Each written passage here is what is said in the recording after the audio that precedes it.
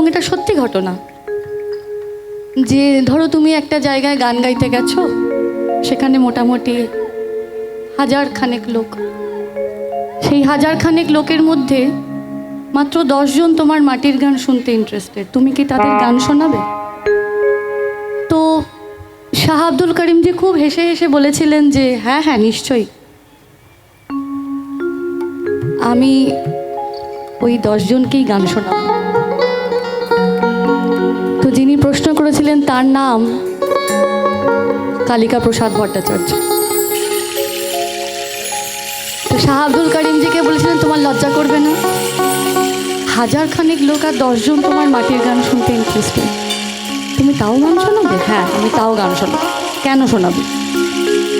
তার উত্তরে শাহ আব্দুল করিমজি বলছেন যে আমার দৃঢ় বিশ্বাস এই গোটা পৃথিবীটা একদিন বাউলে পরিণত হবে। দেখা